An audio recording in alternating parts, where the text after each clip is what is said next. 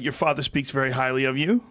That's good. What is it like to have Jordan Peterson as a dad? Is it weird? Do you have to check yourself constantly, make sure you're on steady ground and not say anything ridiculous? No, not at all. Not at all. I didn't realize it was weird until I went away to university and then kind of saw, like, just was away for a while. And then when I came back to the house, especially because the house is full of like paintings and masks and statues and like 32 different paint colors. And I came back and was like, oh, maybe he's a bit eccentric.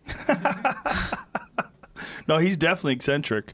We were talking off air about what it was like to watch your dad become famous and become famous in his 50s, right? Like, yeah, 54, 55. That's when he became famous. Before that, relatively unknown, respected professor, one issue with this one transgender bill, the preferred pronouns bill, and then boom, off to the races. Yeah. Is it strange? It was super weird, especially how the media was portraying him and how what was actually happening at the events wasn't what was being portrayed in the media. So that was weird to watch. And then people recognizing him on the street is strange. It's when you say weird. What happened in real life was not what was being portrayed, like what was different? Mostly what he was saying. So most of what he said is on film anyway. So you can go to YouTube and see what he's been saying. Like, there's not like some secret that's going around, but what's been portrayed has been so much more negative than what he's actually said. Or they'll take like sound bites and just weave a story that isn't quite true, which I didn't for some reason now it looks silly, but for some reason I just thought that what the media was portraying was honest. Always. Yeah, me too. Yeah. Yeah, and it's not. Well, they're writers, and there's a real issue today. That issue, I've talked about this before, but the issue is clicks. It's not just about what's the facts of the story. It's about these publications are struggling to stay alive. And one of the only ways that they can get people to click on stories is salacious headlines, make things really clickbaity.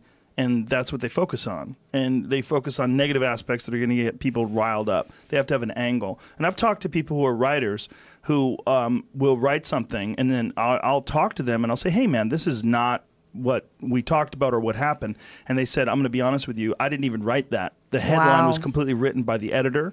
So the editor came in, changed it all up, changed this, put some dots out of things, cut off sentences so that they seemed more, just more controversial than they really are, because they didn't allow the counterpoint of, sometimes you say something and then you say, or it could be this. Well, the or it could be this part is cut out.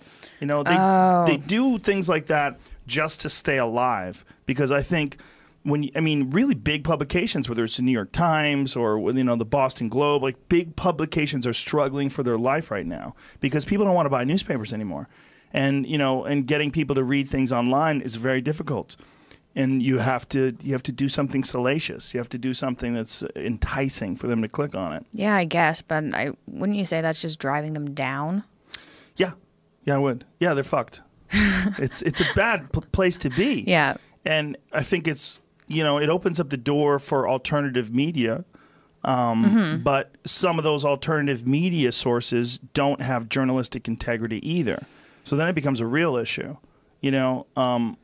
That's a problem with a lot of online news shows, is like they take a very obvious editorial spin as well on the news. And if you just read or watch their show, you would go, oh, well, it's this way because these guys are saying it's this way. But it might not be that way. There's no real objective source. It's very hard to find a good objective source. I mean, sometimes I count on the New York Times, but there's been some things that I've read from the New York Times that I know are not accurate. I think they had a terrible article about Dad in like June or something.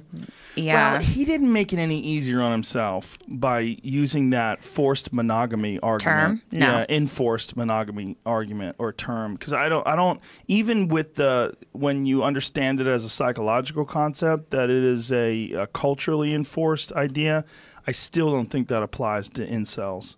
I just don't think it has. No. I don't think it makes any difference at all. And he and I discussed it on the podcast. I'm like, you're not, just because you say it's a good idea and the culture agrees that it's a good idea for people to be monogamous, I don't necessarily think that that is going to help these guys at all. I don't think we know what's going to help those guys. Yeah. Well, obviously they're all individuals and their situations vary.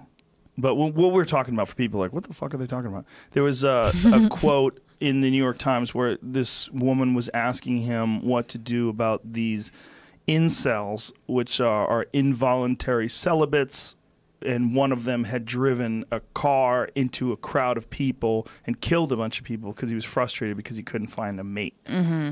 And your dad suggested that culturally enforced monogamy would be perhaps a solution for that. And then a bunch of people went crazy saying that like he's saying that women should sacrifice themselves and fuck these guys so that they don't drive cars into crowds. Yeah. It's like, it was everybody made a mistake. Yeah. Yeah. I don't think there's an answer for those guys. I really don't. But no. But those kind of articles are like the editorial articles and opinion articles. It's a different thing than reporting on the news, right?